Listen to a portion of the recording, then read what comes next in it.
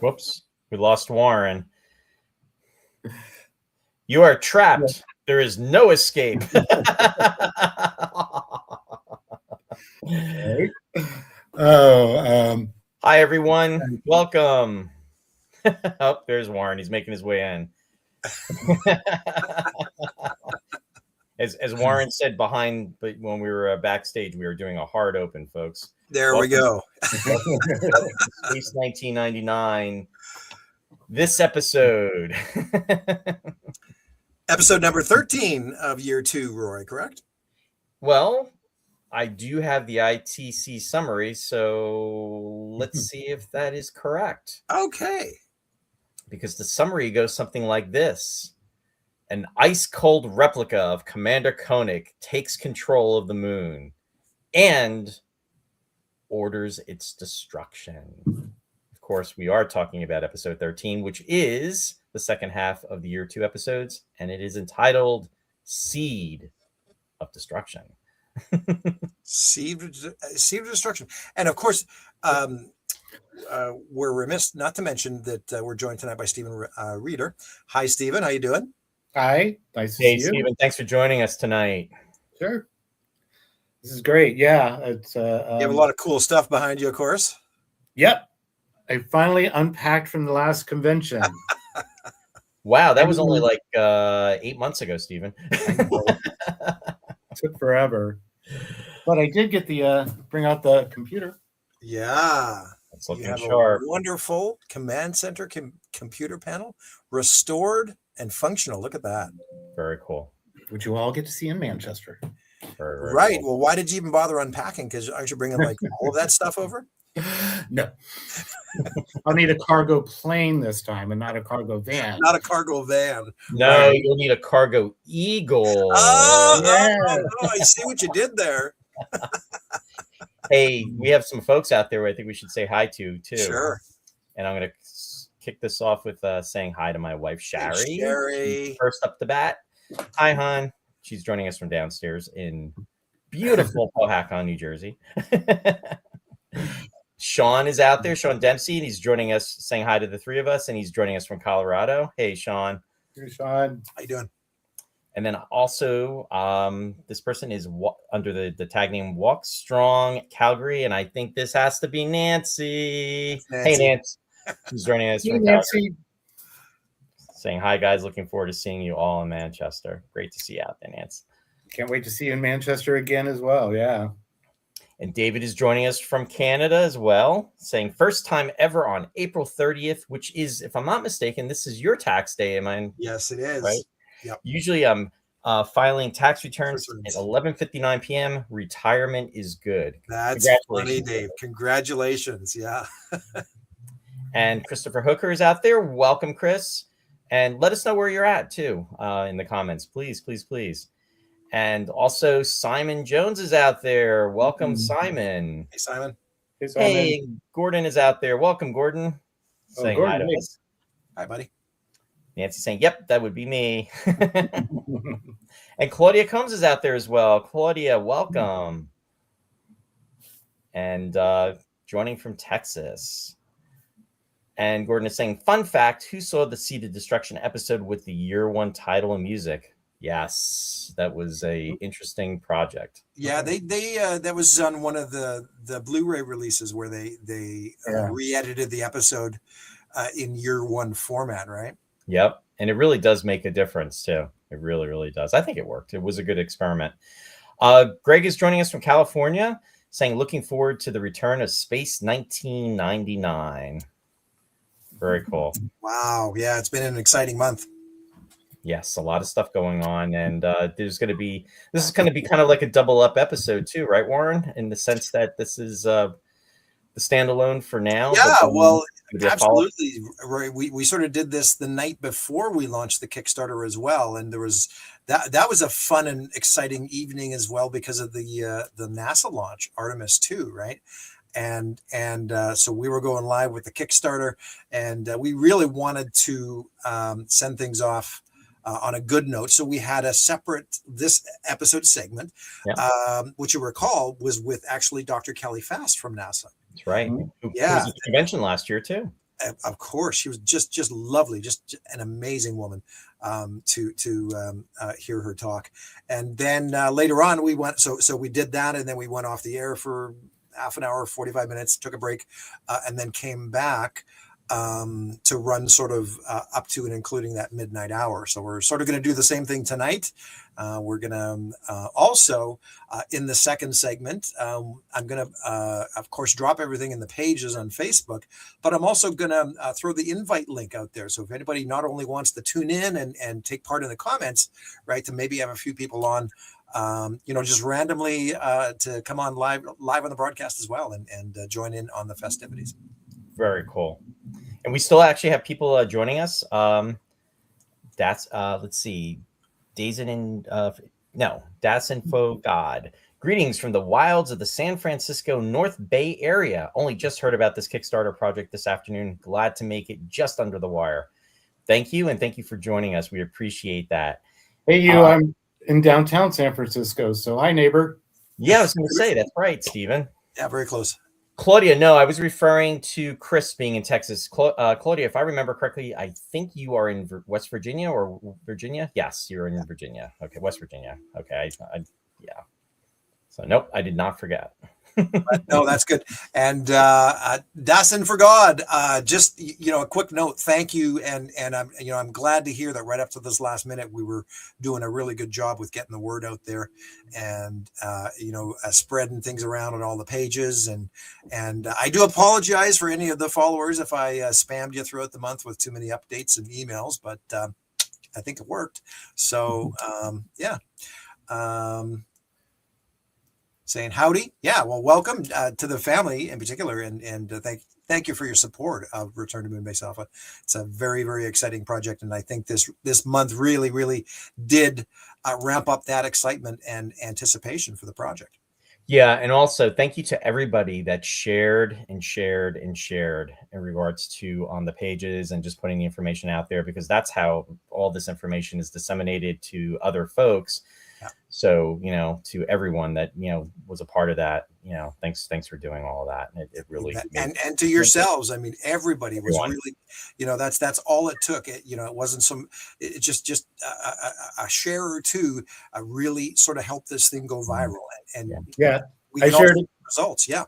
I shared a few too along the way. And even Nick Alder liked some of the posts I threw out there. I know. Yeah, Mr. Alder's very active on social media, so that was some exciting news as well. And speaking sort of, there's a couple more people in the comments there, Roy. Yep, they're coming in. Simon commented, "I'm curious to hear about Seeded Destruction and why the image creature has the same dislike as Martin Landau in showing us anything other than it in its left profile, no matter where its starting is." Jack is commenting, saying, and welcome, Jack, too. He said, "Evening all. The future is beginning to look fantastic again. Hello from deep hollows of West Virginia." Hi, Jack. And also Daryl's out there joining us from the UK. Hey, Daryl. Thanks for being out there. Mr. Daryl Simmons. Well, it must be about 3 a.m. where Daryl's at right now. Thanks for tuning in. Always good to see you. So yeah, I think we got everybody covered, and there'll be more people coming in, and we'll be sure to make sure to acknowledge everybody. And again, thank you for that. Yeah. But in regards to Seeded Destruction, definitely a fan favorite, definitely one of my favorites of the second season. And I have a lot of memories of this. I have a strong recollection of even having taped it on an audio tape, which I used to do back in the day, which we most of us did. And I remember losing that tape and finding it, and I was like, "Oh my God, this is so cool! I actually had this on tape." What I loved about recording it onto the audio cassettes is someone drops something in the background. Mom yells at something, and to this day, when I watch a movie, I'm like, "You get over here right now, oh, Mom." Yeah. The dog barks. Right. It's embedded in you when you watch them now too. I used to beg my parents when I would be taping, please just don't say anything. When the commercials come on, it's okay, but just please don't say it, because and then and it's funny you saying that too, Stephen, because now when I hear that extra, those vocals on there, it's like such treasured memories, of hearing my parents on there, and it's kind of cool. But back in the day when I was re-listening to the tapes, and I'm like playing with my Legos and I'm building away and just entertaining myself and listening to the episodes, I would get like so distraught if I had that background noise. And it's almost like it's so ingrained with you along with the episodes, because we listen to these cassette tapes over and over again. Right. And it brings back the memories of back then too. Oh yeah, I remember where I was and when that happened. Yeah, by that sound. But even I used to make tapes of the tapes and sell them through fanzines for like $1 to share them with other people. Oh yeah. No. Yeah. David just commented, said, I audio tape too. Once I told my brother to blank off. Whoops. I'm sure I wanted to, but I don't think I did. Simon, Double Shock is one of my favorite Columbo episodes. You can ask my wife, Shari, where she'll say, oh, you're watching that again?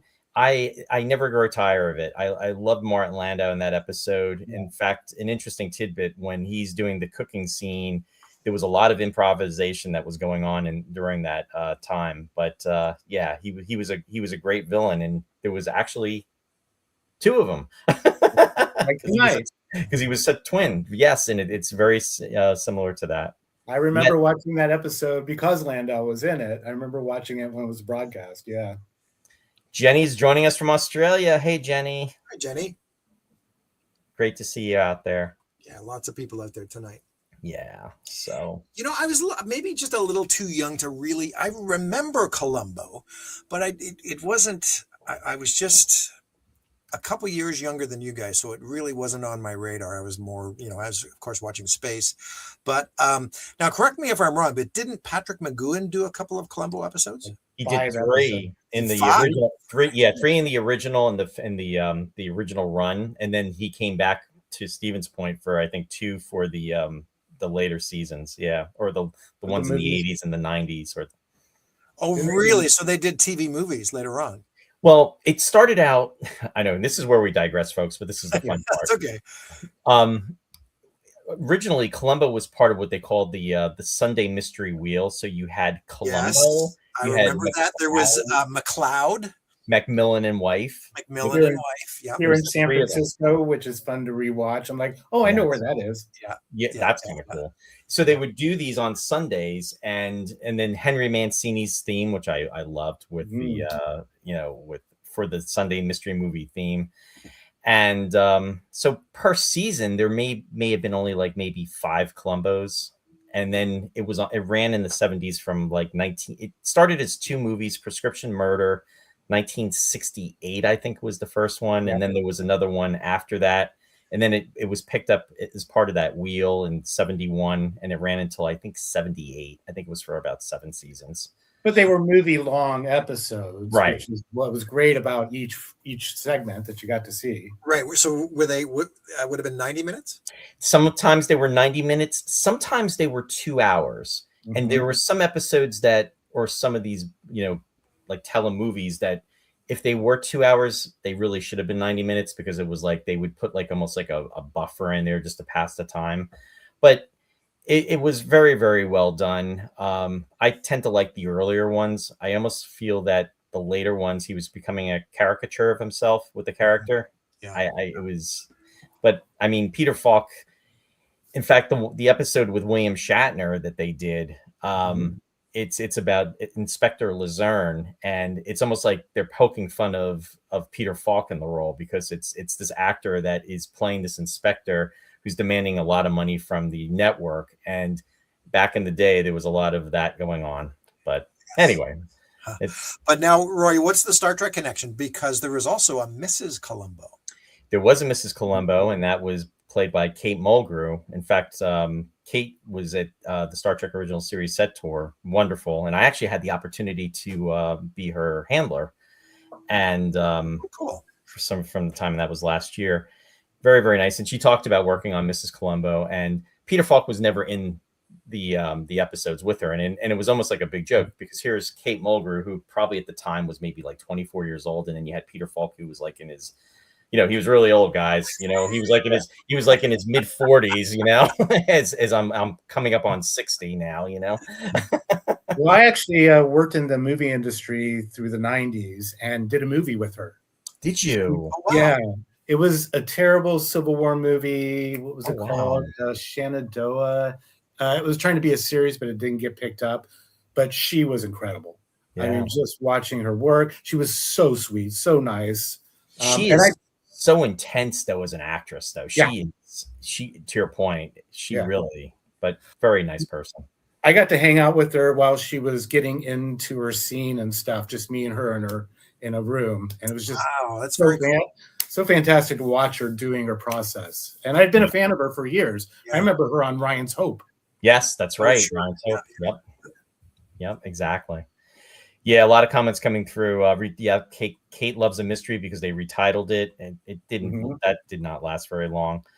Columbo is actually loosely based, according to William Link, on Inspector Pornfrey in, I can't even pronounce that. Sorry, guys. And Dostoevsky's Crime and Punishment. Dostoevsky's. Yeah, there you go. Thank you very much.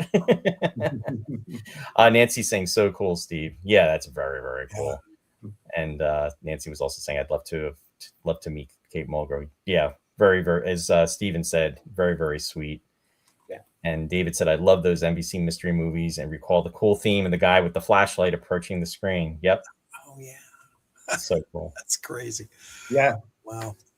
Yeah. So listen, because you guys had a couple years on me, the first time you saw Seed of Destruction, just let me ask you, like, so did you guys catch on to the hook? Like, did you understand the first viewing what was going on? Did you notice the hair, things like that? Oh yeah, it was pretty obvious. Yeah. I mean, I was at the age where I knew there was something off, but it just I didn't put two and two together until they actually say it in the episode, right? Right. Yeah, because that's right at the end. That's like the giveaway. That's the big giveaway. He's like, Alan Helena, a part of my hair. What got me was when he changed uniforms with the real Koenig.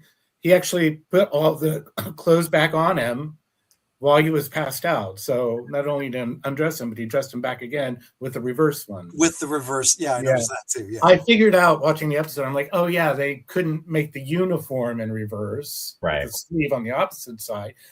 Just doing that jacket alone, seeing that in reverse, I want that jacket now. Yeah. With all the reverse logos and reverse. Don't you wonder what happened to those jackets? I mean, especially because nothing has been said about those. I mean, we're so lucky. I mean, in regards to Andrew and everything, but that's something that I've never seen. Turn up is any of Martin's like the originals. Yeah, I mean, in regards to what they say, it's salmon, the salmon color one, Barbara's blue one. That would be really, really. Yeah, cool. I've never seen them in any collections anywhere. You're right. None of the jackets, even those orange ones, blue ones, the ones from the first season. They're both from the first season. Dragon's Domain. Mm-hmm. One thing that's fun too, talking about the jackets and how they did the reverse image. If you look at the comm lock, they didn't reverse the photo on the comm lock, and they didn't, go out of their way to make like a mirrored image comm lock, because it would, let's face it would have been a lot, but just kind of like when you watch that, it's like, wait a minute, that's not a mirrored comm lock. Well, no, and of course it came down to the old adage of, well, nobody's going to notice, right? And it's 1970s TV resolution. It's not like people are going to be 50 years later watching this in HD or 4K. Hey, I was looking out for that stuff back in this. I was looking out for that stuff in the late 70s. I don't know about you guys, but yeah, I was. I caught all those mistakes along the, or not all of them, but I caught so many mistakes along the way. I'm like, oh, here it comes. Yeah. Hey, Gordon just commented. He said, my story is that I never saw that episode when it came out. It was the only one I seem to have missed. The first time I managed to see it was on Laserdisc. Notebook was what brought that episode to my attention, and was bummed that I never saw it until the 1990s. Thanks for sharing, Gordon. I also remember it. There's a nice shot in a Starlog issue and an interview with Martin. A later issue. It was around the time that he did Tucker. He was sort of on the resurgence in his career. Yeah. And there's a beautiful shot from Sea to Destruction in it. Yeah, that would have been around 87 probably when that came out, or 88, somewhere around there. I was so happy when he got all of that attention for Tucker and Man in His Dream. I was just like, oh, finally, you know, it was like he was just coming, you know. Crimes and Misdemeanors, he got a nomination for. 1990, and then he was always nominated, but when he finally won the Oscar for Ed Wood, it's just like I leapt off my couch. Yeah. Do you remember him getting cut off early? He's like, no, wait. Yeah, that's right. Yeah, I felt so bad for him for that because he wasn't talking that long. Yeah, he wasn't. No, he wasn't. But the orchestra cut in. Yeah, you're right. Simon commented and said, "My only missed episodes from the 1970s viewing are Breakaway and The Seance Spectre." Oh, two of my favorites. There's two, Simon. I Breakaway definitely, which is everyone's, I'm sure, and then Seance Spectre, one of my year 2 favorites. Love that episode. I always and I'm really looking forward when we cover it too, Warren, is that I really wish that had been a 2-parter. I really feel that they could have done so much with that, but we'll save that for another day.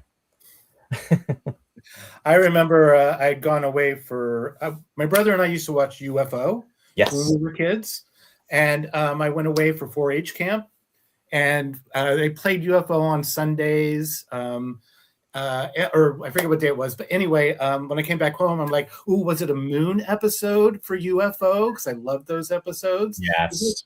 No, it's some new show. I think you might like it. So that was, and then I had to wait. But luckily, where I lived, I could pick up stations from Cincinnati. I lived in Dayton, so I got to catch it the next weekend for its premiere there. So remember it very well, remember it fondly, and I was hooked after that. So Stephen, sorry, I missed that. Were saying that as a boy, you looked more forward to the episodes where the moon base was featured? For UFO. Yes. I used to be the same way back, growing up. But the interesting thing is when I got older, I had more of an appreciation for the Earth-based episodes. Not that I didn't like the moon episodes, but it's interesting to hear that. And that was part of supposedly one of the inspirations for Jerry Anderson, that, you know what, it's like if we blow the moon out of the Earth's orbit, they can't go back to the Earth. And it was just cool special effects. Of course. Yeah. But no, it was based, I think, on. There you go. Beautiful. Nice. It was based on a lot of ITC New York feedback because UFO was airing in the US, and that was I think that what's the fellow Lou Grade from ITC New York, I think. So his Abe Mandel. Or is Abe Mandel? Yeah, Abe Mandel. Sorry, it was Abe Mandel. Yeah. Right, had noted that the moon base and moonbound episodes had fared a little better in the ratings. Yeah. So I think that was the impetus of that decision, and it's strange the way it all came about, because I mean, say what you will, if it weren't for UFO, I mean, we wouldn't be here today. Derek Meddings. I mean, he's an incredible effects director. Oh my God, Superman. I just go on and on for that list. James Bond, Moonraker. The James Bond piece. Yeah. It's incredible. David commented, the story of the mirror image character is quite common on shows. Very true. What made this one interesting is finding how the crew began to suspect it's not what it appears to be. Well, except for that dumb kangaroo. I was going to mention that, Dave. You know what? There's a lot of great character moments in this, right? Yeah. When they're all sort of getting together, and it's casual conversation at first, little things they pick up on, but it the conversations do sway a little more into conspiracy and mutiny and things like that. But some really, really good moments. Discipline. A throwback to Captain Blythe. How would you know you're a psychon? Good stuff. Let's see. One comment. Oh, Claudia comments too. He was robbed of the Oscar for Tucker. I watched A Fish Called Wanda. My mom actually introduced me to UFO in the late 80s. This is Nancy. I don't remember seeing it as a kid. Yes, purple wigs. The moon base meant Gabrielle Drake in purple wig and Micro Mini. Yes, unless you did a flashback episode. Absolutely. So true, Gordon. No tea in the Midlands. One of my favorite things of this episode, though, and really made me feel back to the original first season, is we had Alan, we had Sandra, we had. It was great to see Tony and them interacting together. It just felt like more of the family. It felt more of the Moonbase family together. Ensemble. Yeah. Yeah, the ensemble. Yeah. The camaraderie. My keyword. No, it's very true, because we really didn't get as much of that in those earlier year 2 episodes. There was some overlap, but there wasn't a lot. And Xenia just had come back in Catacombs of the Moon, and that was her first appearance back since when she was in One Moment of Humanity, because she had essentially been gone those other episodes.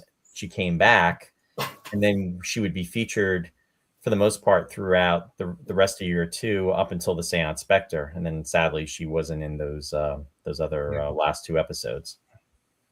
I just loved it when she got more hearty roles. Yeah. Was it, what's the next episode? Beta Cloud. The Beta Cloud, yeah. Yeah, she had a good strong role in that. Yeah, she did. Yeah.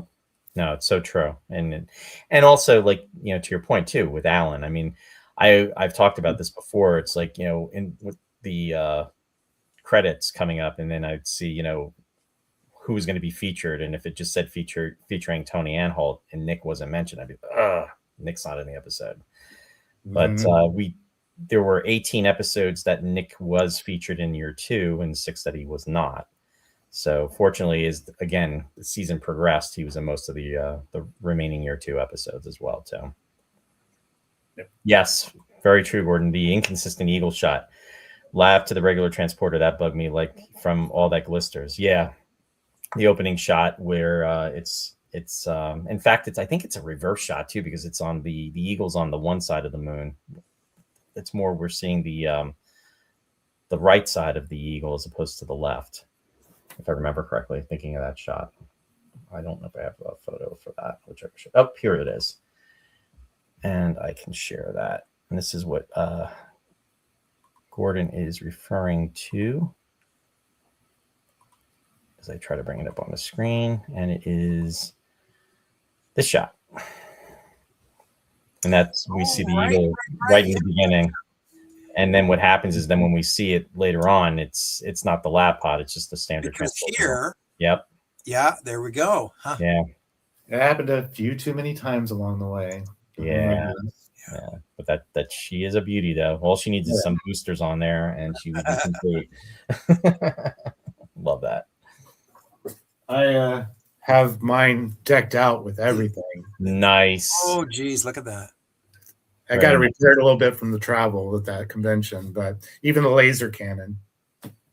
That's so cool.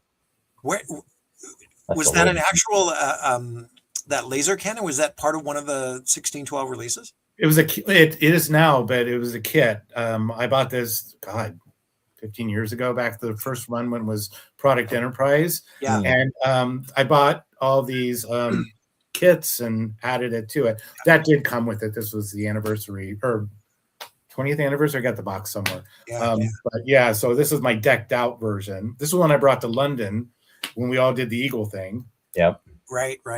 That is awesome, Stephen. Thanks for sharing.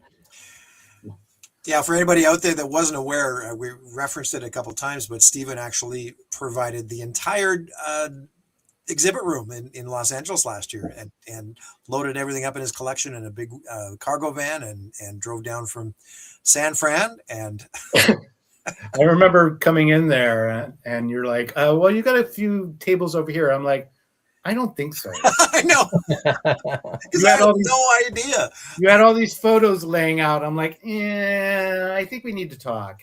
Because I filled up every table in that space. Yep. My only disappointment, was I never got to hold your armor-piercing laser. I love that. That is my favorite. I'm sure it's close by. I love that. I kept it because I thought you might ask about it. Yep. I got right on time. So cool. That is amazing. Yeah. Yeah, they used that in a lot of promo shots, didn't they? Oh Yes. yeah. And a friend made that for me too. So I'm not going to take credit for that. Did an amazing job. Oh yeah. Beautiful. There's a very famous shot with Landau holding that like in the airlock in one of the Donruss cards, I think. Number 19, if memory serves correct, Warren. I'm not going to run and grab my collection of Oh, cards. please do. I want to see if my memory's good. Give me 1 minute. Yeah, it's a great shot. It's a great shot. His visor's open, and it looks like the airlock door behind him is open as well. Because that's not a window. Yeah, right. Yeah.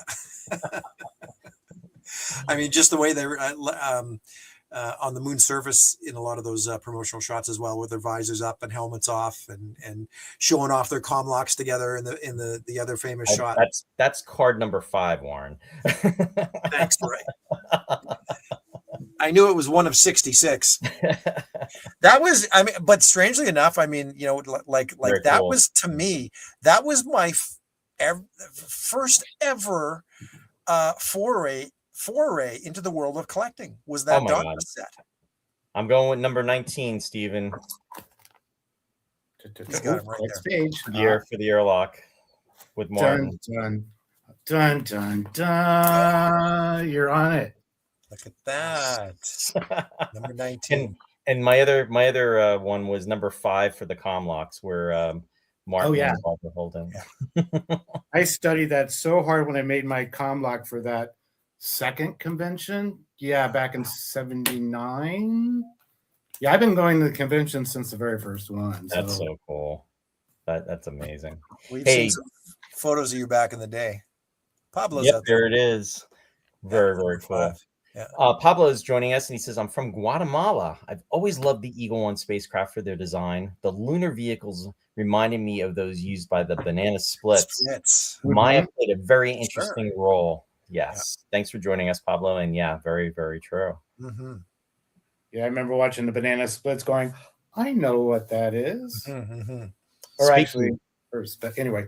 Yeah, I was going to say, speaking of which, as long as Ross and I pull it off, my shameless plug really quick, a little early, we're going to be covering the Kraft brothers tomorrow night because he just the one just had recently Sid Marty Croft. Yeah, Croft had just passed away. So the Banana Splits, 1968, I think, and they used the moon buggy in that.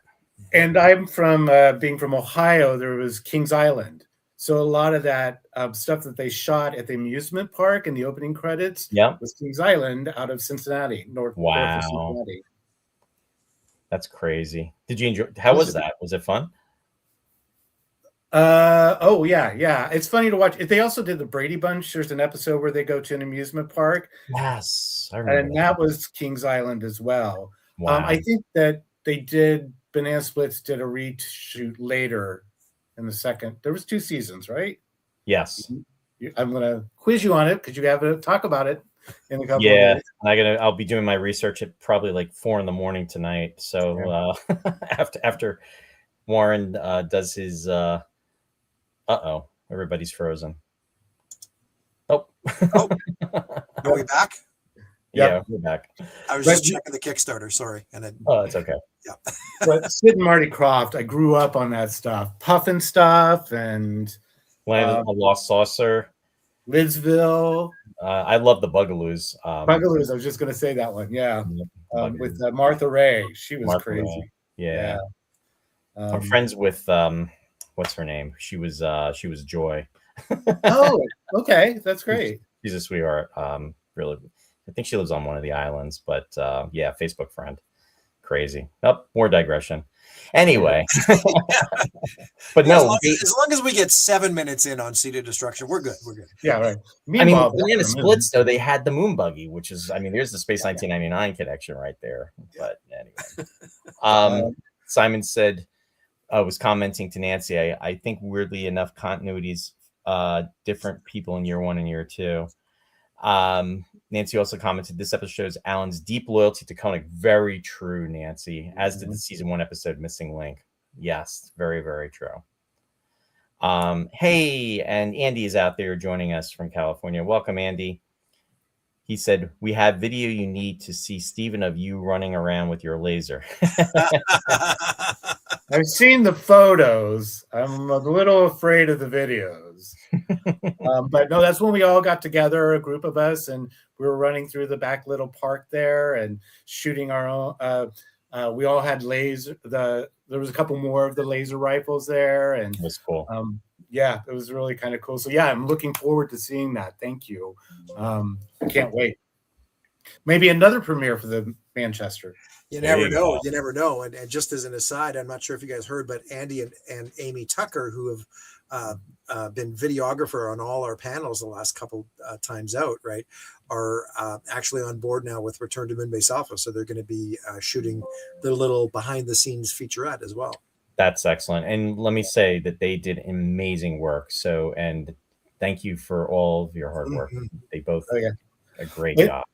And getting to go back and watch those videos on some of those that I missed, or some of those I had to walk out in because the auction was coming up that I was doing and all that stuff. It was like so great to sit down and watch it all the way through. Absolutely. Yeah. Thanks to the two of them. They're just wonderful folks. Yeah. Thank you. Gordon comments, yes, there was another promo pic of them holding the Comlats, taking a pic of the Comlats. Yes. I think I have seen that. And I think that's with them on the moon surface, which I didn't realize that's where they were supposedly at. Simon commented, the creatures from the Bringers of Wonder look slightly like one of the banana splits. Okay, so a bit creepier. Let's see. Yes, Space Academy with Campu Harris. I love Space Academy. In fact, tidbit, I actually got to see Laura Petrie, who was Pamela Ferdin in real life. She was at Chiller Theater last week, and I was talking to her. She was in the Star Trek episode And the Children Shall Lead. And Pamela's a very, very sweet person, and going to be having her back on the show too.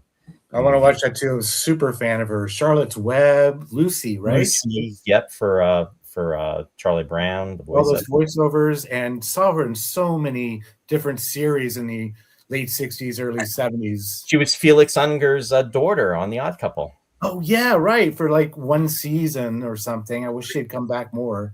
And this was all Pamela Ferdin? Yeah. Wow. And she's just so nice. I mean, she was in a lot of stuff. She was on the Paul Lynde show, if you remember Paul Lynde back in the day. Claudia commented, Stephen, I'll have to go through my pictures. My first con was Pittsburgh 79. Very cool. Yeah, I've got a picture of a bunch of us that were dressed in costume roaming the streets of Pittsburgh in our costumes and monsters and all. I had that uniform. Yeah. A lot of fun. It's funny, Stephen. I was just I got together with, I was just saying earlier, with Ross and then also Joe, and I found a picture that I had, and it was from being at the Star Trek convention for the 50th anniversary, and a bunch of us were in New York City and Manhattan, dressed in our Star Trek uniforms and walking through Times Square. Did you have your tricorder out going up to everyone? Gordon commented, the Koenig promo shot was from the production of Alpha Child, believe it or not. Also, same headshot was used on the original Fun Dimensions Eagle kit. Too much brain cells wasted. Yeah, of course, with the airlock scene, for Alpha Child. That makes sense. Very cool. Thanks, Gordon. But that's where that rifle appeared with every crew member that was out on the surface. That rifle, they all had it in their arms. Yeah. You mean there weren't four of them? The magic of television. Right. But in regards to Seeded Destruction, it was intense because you were kind of waiting for them to overthrow the evil Koenig, so to speak, and it just wasn't happening. And it was things getting worse and worse. when they were in life support, Helena, and that was Tony talking about a takeover, and you could see Dr. Ben in the background eavesdropping the whole time for that. And you just mentioned something, and I want to ask this: I know how I felt about it. Didn't it bother you that was supposedly life support when you knew it was the weapons section? Very obvious. Yep. It was so obvious. I was like, they could at least put some title up there, life support. Maybe they did. Maybe I didn't catch up, but yeah, it was obviously that same space. Yeah. Gordon just commented, and he said the ending of Seed of Destruction was one of the few that was really abrupt. Must have ran out of time. Here's a tidbit of information I wanted to share, and that's good point, Gordon. There was actually an epilogue that was filmed, but wound up on the cutting room floor. And what had happened was Tony and Maya came back from the asteroid, and they were in the command center, and they were trying to decide what they were going to do with the remaining crystal that the evil Koenig had brought back, because they still actually had it. Granted, Maya had split it when she was showing Alan and Tony, as she bombarded the crystal. So Helena wanted to have it destroyed, and Koenig felt that it was best to try to give it a chance, saying that everyone deserved a second chance. And what they did was they actually launched it from like a rocket into deep space, and they watch it on the videos on the view screen as it goes. But that scene was ultimately cut. It would be cool to know if that is somewhere, as I was hoping, as we were encroaching on the 50th, and I kept saying, a few years ago that, I was hoping that these, deleted scenes would turn up, just because it would have been so cool. But is that in any of the script versions, Roy? If it was probably in the earlier ones. There is actually a photo that I have, and I don't have it that I can post up, but of them gathered in Command Center that I actually have from a book. So Simon's just saying, ditto with Devil's Planet. That I'm going to call it a hard close, right? We were talking about a hard opening. Yeah. But you know what? I wish they would have done that a little more often in year two, because it was, that's one of the sort of the critiques I think a lot of people had about year two, was that fun little coda at the end that was very lighthearted, that just didn't fit the tone of a lot of the episodes. And that laugh they would have, the laugh like, oh yeah, right. I mean, I would think, in my opinion, I feel that the Seed of Destruction was probably more abrupt than Devil's Planet, because Devil's Planet, at least, I mean, we see what happened to Alicia, and, Koenig looks down and, he sees and then he sees that the eagle's coming in. It would have been nice if they had had an extended piece where, he meets up with Fraser and Alib, but it was so abrupt in Seed of Destruction, though. It's like, oh my God, it's like, what just happened? And then boom, it's like, he's just like, I mean, I was expecting another 3-minute segment, right? Because Tony and Meyer were still on the asteroid. They barely broken free from that, and boom, episode done. Yeah. I mean, they kind of covered it. He said, we'll pick you up later, but it's just, it's just kind of left to your imagination, exactly what transpires. Yes. Good comment too, but David, Seed of Destruction struck, God bless you, to the year one terminology of a black sun. Yeah, this is one of the 3 episodes where a black sun is mentioned in Space 1999. You guys have any idea on what the other 2 episodes are? Black Sun? Well, you got it. Yeah. Black Sun and Dragon's Domain. Yep. Dragon's Domain. Exactly. Yeah. But you know what? I'm thinking about what we were talking earlier, the way they did this year one edit of Seed of Destruction. That's probably why it works so well, is because it didn't have that lighthearted coda at the end. Right. And that's probably why it played out so well as, in year one format. Yeah, no, that's a great point. Yeah. Thank you so much. Aegis FX, great show, guys. Seed is one of my favorite season 2 episodes. I know who that is. That's my buddy Cameron from Saskatoon, Saskatchewan. Oh, hey Cameron, thanks for joining. He was on one of our episodes last season. Absolutely. Yeah. Awesome. Good to see you out there, Cameron. Thanks. Yeah, lots of people I know have been, following this Kickstarter all month long as well. So yeah, appreciate your support. Very cool. Gordon said, "What? More Tony's beer comedy? Ooh, lots of laughs." Hey Jeff, thanks for joining. He said, "I can see Cheap Tony using part of the crystal as an engagement ring for my." Yeah, I agree, Simon. Thanks. It would have been really interesting if that footage had surfaced. It would have. Yeah. Jack commented, he said, "As a child, I watched Seeds of Destruction with my father. He was not impressed with the ending. I remember him saying, so after all that, they turn him into Folger's crystals." Good stuff. So the heart of Calthon, and so somebody, I think, jogged my memory here a few weeks back, but who was the voice actor? Do you guys know? That I don't know. Because it was somebody who was in some episodes apparently, and I never put two and two together before. Or well, let me see if I have any information that I can. I forget his first line. His first line was something that was used in a first season episode. I don't have one of the scripts, do I? Sorry, I'm the guy that never does the research, so I just bring something up.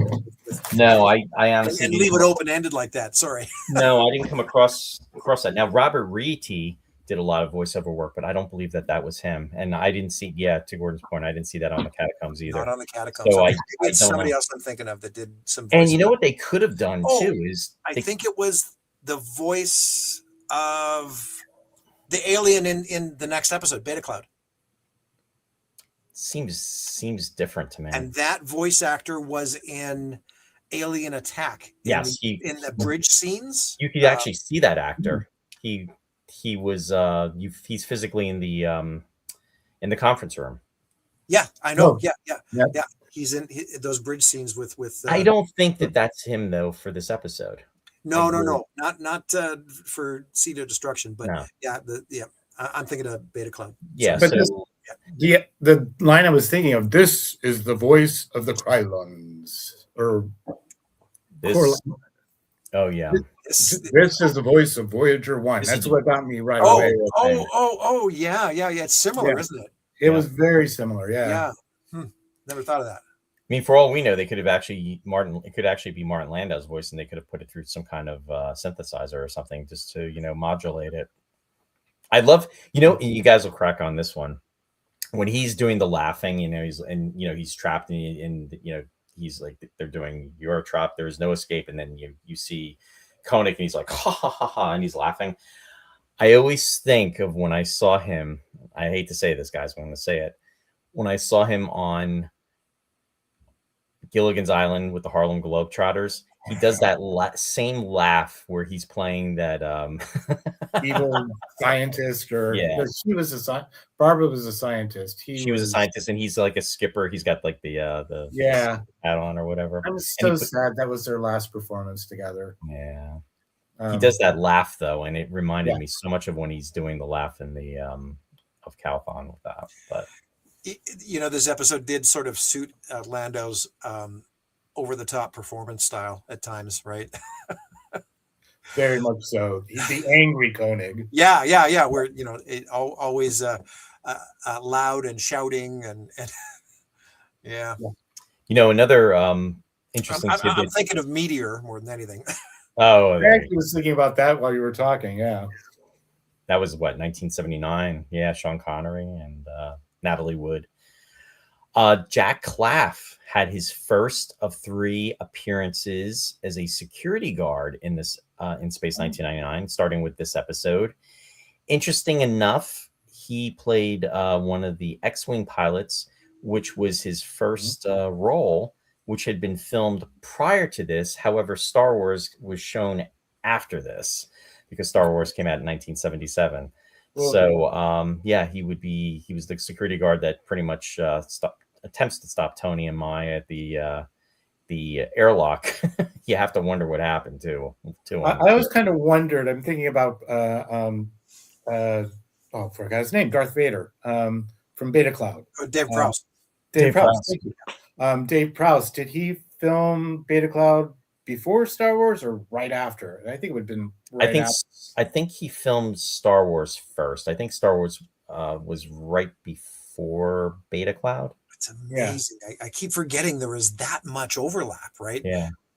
And he was at that very first convention, right as Star Wars. Well, Star Wars had been out for a while at that point, but I've got a lot of pictures of him I got a couple pictures of him at the convention. The elevator. Even show us the kitty cat. Who you got there? Oh, this is Jonesy. And Jonesy. He's not named, but you can guess by the name Jonesy where I got that name from. Alien. Speaking of, nice. Show us a few things there while you're. Oh yeah, very look at cool. that. Nice. So this is some of the stuff I brought to the convention. One of the big things you all want to see is the computer live in action. Yes, that's your beautiful So cool. Year 2 Command Center computer panel. It's been fully restored. Yep. Yeah. And then I grabbed every eagle I could along the way. Back when Product Enterprise. Yeah. I grabbed a bunch of those, so I've got those over here. That was back when they cost like $99. I know. Yeah, and I was buying them for $75 through a website. Wow. Doctor Who North America, they were selling them for $75 as they came out. I was like, gimme. Now with the other ones, the ones that are over there, those are the new ones from 1612, which are fantastic. Not the same price though. Yeah. But because those are all packaged as episode sets, right? So there's usually a theme to them, and yeah. So I've got the glider is on one of them. Right. I'm not. Cat's taking over. But yeah, then I've got the. I don't know if you can see that. I love that. That building from the nuclear waste disposal area. Oh yeah. So cool. Right. The circular. Remember that at the convention. Yeah. Had that there. Yeah. There's so much stuff I piled up on the other side, all the toys and stuff I collected back when I was a kid. I grabbed everything as a kid as it came out. So that's why my collection has grown every year. And it's very addictive. I must say, for me, it's very, very addictive. Grab as much stuff as I can, but I did hold on to my original Hawk. Original Hawk, yeah. So, but I blew up the Eagle. I put the firecrackers to it with a little 8mm camera and blew up that Eagle. It had already been kind of damaged at that point, and the video or the film, I didn't know how to turn down the speed, so it was just like boom on the not video, but the 8mm film. So it was like, wow, that was a waste. Gordon said everyone blew up the Eagle kit. And then I got all the scripts too, as you guys may recognize. I mean, some of these. Nice. Familiar? Oh yeah. Oh God, yeah. That used to be mine. Yeah. Actually, it used to be Roy's. I think I got it from Roy. Wow. And then I added a few signatures and handed it off to Stephen in London. Yeah. Nice. Yeah. And then the one I recently got from you, Roy. Yep. Very cool. Mm-hmm. And and a few more. And I got Barbara and Nick's autograph at the last convention in LA on a couple more scripts. I just noticed your shirt as well. Where'd you get that shirt? I'm trying to remember where I got this, but it's the front of the Eagle. Mm-hmm. But cool. I think I did get it on Etsy. Oh. Yeah, gotcha. As soon as I saw it, I was like, oh, that's cool. And I've worn it out a couple of times. At least one time someone came up to me like, oh, I know what that is. Thanks, Mike. He said, thanks for the great chat. Greetings from LA and love this episode. We appreciate that. Oh. Hey, and James is joining us from, I've got that photo. Nice. That's from the very first convention back in 78. That was unfortunately, it got a little water damage, and I can't take the picture out and take better care of it. It's stuck to the glass. It's like, oh man. But yeah, going back to the very first convention. Yeah, that I can only imagine how great that was. Mm-hmm. I mean, the photos that have been shared online are amazing of that.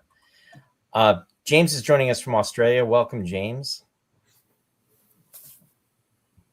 We are well represented tonight. Absolutely. Mike's out there. Yep. Dennis Chevalier is also joining us. Dennis, yeah. From Canada. We're both trying to manipulate yes. comments here. Yeah.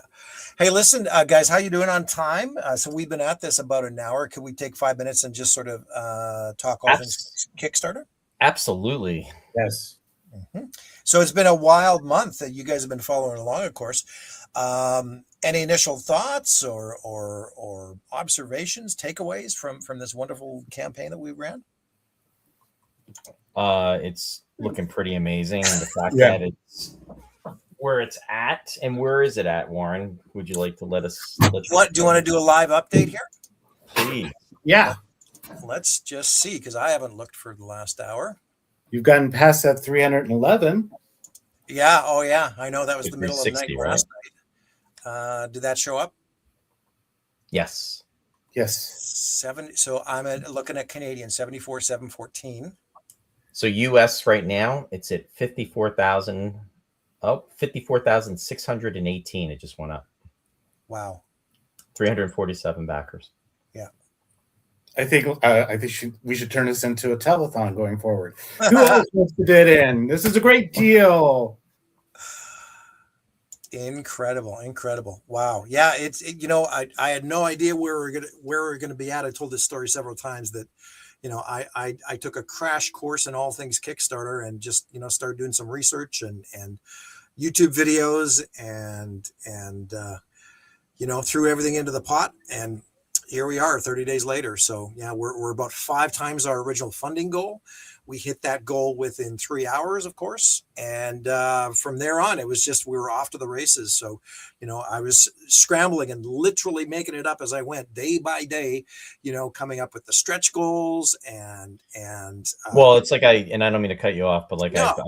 I've said in previous episodes, and I've said from the beginning, this was your baby, Warren. You put this together, and you put all the work and the effort. I mean, yeah, definitely team collaboration with all things considered, as far as sharing and promoting with all the folks and everything, in which, again, we really appreciate everybody that's helped out with this. But as far as just organizing this and putting it together to have that vision for this, I mean, this was something that you pretty much put together. So again, kudos to you for doing that.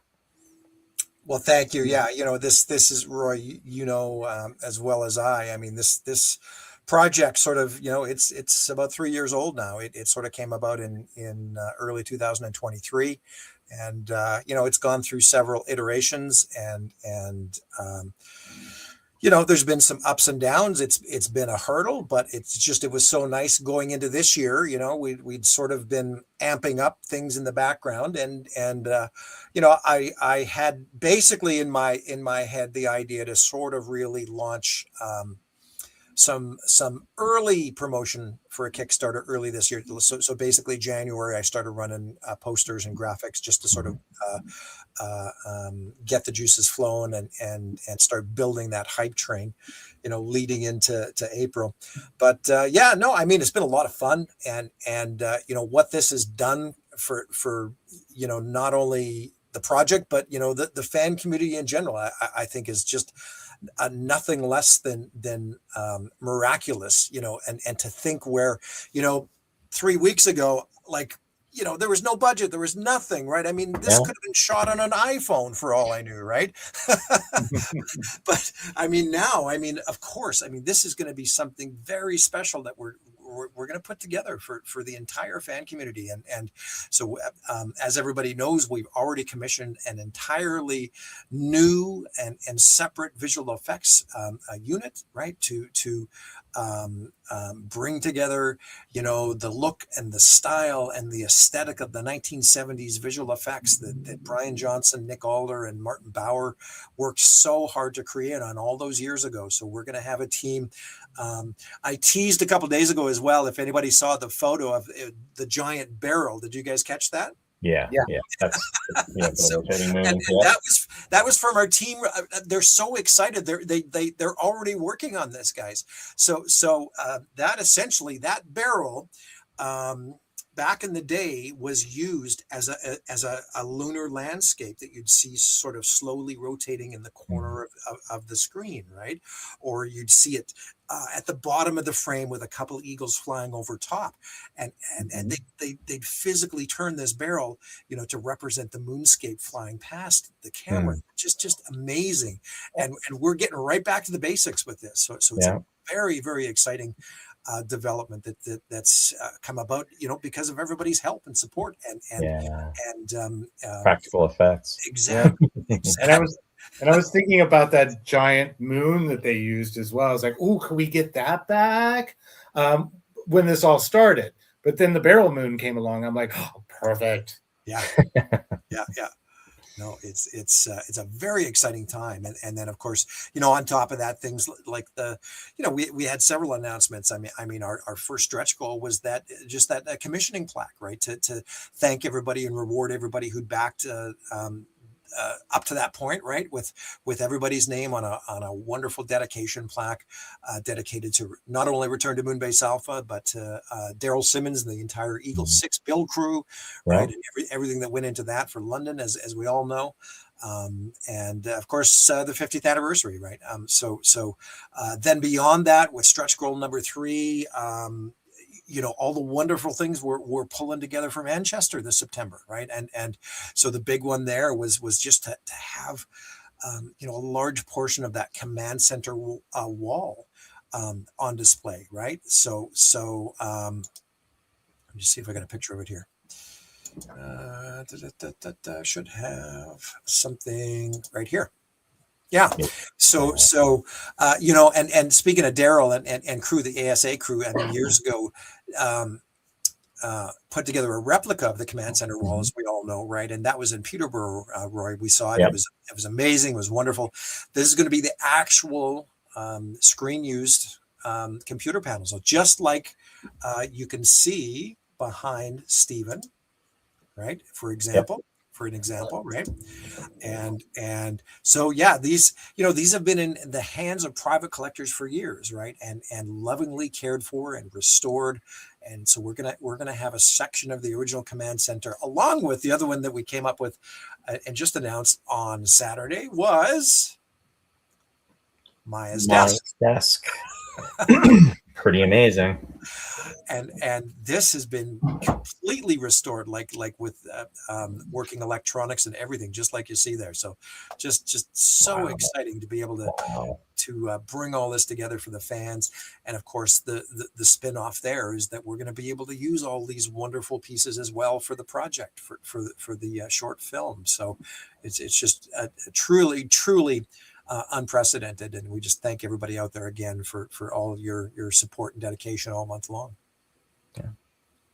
And I know a lot of people, you mentioned it in one of your videos about people saying that, oh, none of that stuff still exists. Well, we even showed you in London last year, there's the Eagle 2.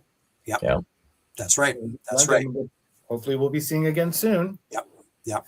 All of those wonderful fellows over there, Andrew Frampton, Jim Winch, and we know Dave Sisson, right, who had the original Eagle 1 for many years and restored it, and because it was actually that restoration, like if that wouldn't have happened, Eagle 1 probably wouldn't have survived. It was in such rough shape, right? Well, now it's flown off into the black hole, never to be seen again. Black Sun, I meant. Unfortunately. But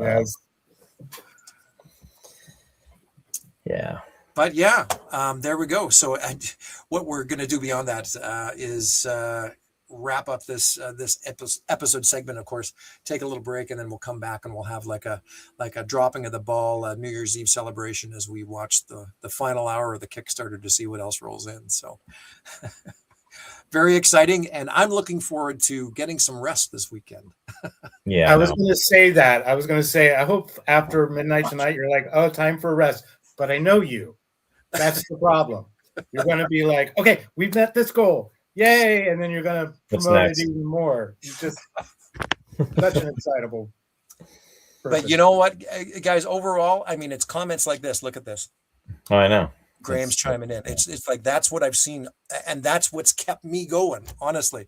I'm exhausted personally, and it's been a heck of a month for me, but I just, it's comments like this that really give us all inspiration, Graham. You know, this is like I said at the beginning of the show, this is such an exciting time. And you know, everything that was surrounding the timing of this launch with the NASA Artemis mission, like I said, it's reinvigorated everybody's love and passion for space flight, for space travel, colonization, right? And the fact that we've just happened to time it, you know, by sheer coincidence, right? I can't believe that was a month ago already, too. I know, that in itself is crazy. But they were, you know, it was a 10-day mission. Gordon, I agree. To get those shots of the Earth in the background of the moon straight out of Breakaway. I know. It was like you talk about being in alignment. My God. Wow. Like, there was so many comparisons to that being said online. And I mean, David Hirsch, our friend Dave, I mean, he even posted one of those photos. It's so true. It was right out of Breakaway. Yeah. But very cool. Now, this was years ago was so special, and that's why I think it stuck with all of us, is because what they created visually was an entire world that was an extension of what we knew as 5 and 6 and 7-year-olds, right? I mean, you know, we were reading it in books, and one of my favorite books as a child I've referenced all month as well, called "You Will Go to the Moon," right? It was you know, everybody's imagination to want to live on the moon in 25 years. And when space came along, it was just like, wow. How many times after it started, you just stared up at the moon going, someday I'll be up there, or at least we'll be all up there. And now, for the next mission, if we could get them just to hang an eagle out the front, I'd love that. Coaching, and get them to shoot that, then how cool would that be, huh? Yeah. There's been so many references, even recently. I mean, Elon Musk said that, you know, whenever he gets around to building a moon base, he's going to call it Alpha, right? Yep. So, yeah, the impact on popular culture that this little show out of nowhere, right? And we were, you know, let's be honest. Space 1999 was always the underdog, right? Yep. Compared to the juggernaut that was Star Trek, right? And then Star Wars came out, and it's just, I mean, we were a distant memory, right? But the fact that we, I mean, all of us here and all the people in the community, and there's not a lot, but it's the passion, right? And the people who have supported this, you know, whether it's eagles and collecting and modeling or fan fiction or you know, in the world of digital creators now, and just fan artwork, like well, there's so many components, and we've said this over the years too. I mean, there's so many reasons why folks love the show. I mean, whether it's for the stories, if it's for the special effects, it's for the actors, it's for the artwork, it's for the costumes. It's just so many reasons, and the guest stars, when everybody comes together to share that. Yeah, and the guest stars. I mean, you get to see Christopher. The guest stars, absolutely. You know, there were so many people throughout both series that, incredible guest actors as well. Yeah. So true. Yeah, the Andersons did some pretty amazing things back in the day. If only Star Wars had come out a year earlier, right in the middle of it. Yeah.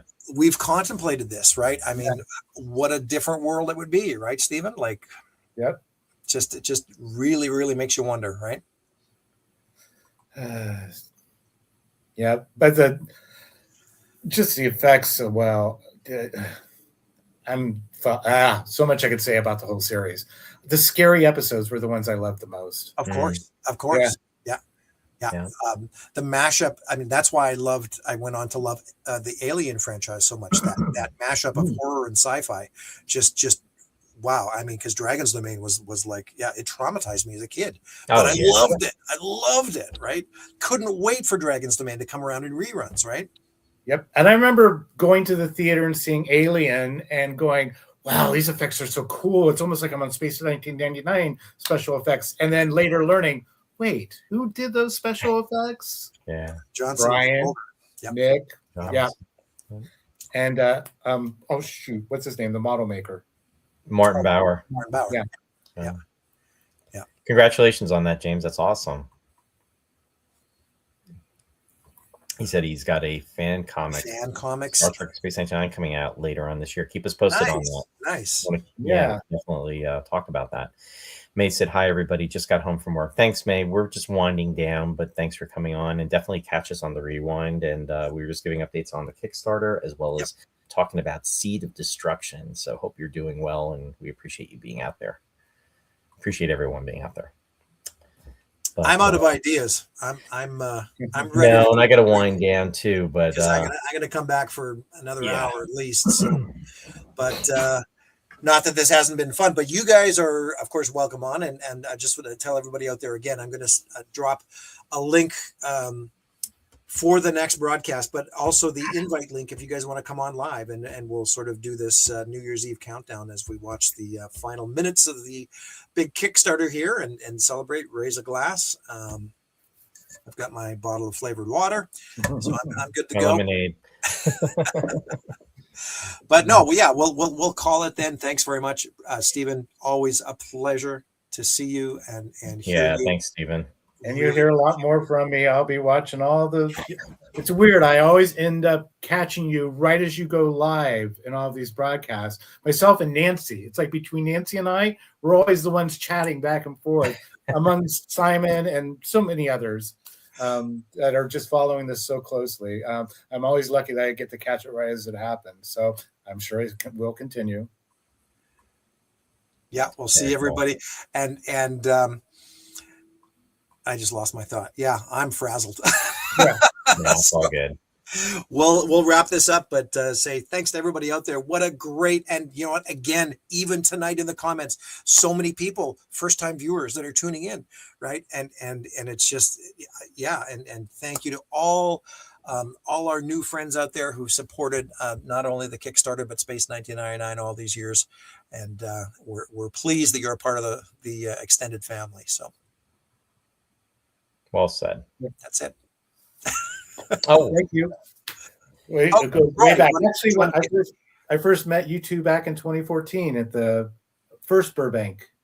2012. 2012. Yeah. That's right. Because that was really my first big convention. I remember you had a booth set up with selling some of the models, and stuff like that. And anyway, I had a bunch of those 23-inch product. I remember you had those on Product Enterprise. Yes. Right. It was iconic replicas at one point too. And I've got one of those too, that the one that had Bode, the one that's Bode in the lab that had the Bode lab weight difficulty. Banana Bode. I've got that one. I remember you showing that in Burbank. It was just that's how I got it cheap. Someone's selling it at a cheap price. But I got a great photo of you, Roy, with holding on to it and looking at it. Oh, cool. I'll share it with you if you haven't seen it. Yeah, please. Thank you. Awesome. Okay. Well, thanks very much again, you guys. Thank you. You're welcome back in an hour or so. Everybody out there, I'll drop those links and you can come on live if you like, or you can just hang back and participate in those comments. So thanks, everybody out there. Thanks, everyone. You betcha. Live long and prosper. Live long and prosper. Good night. Thanks.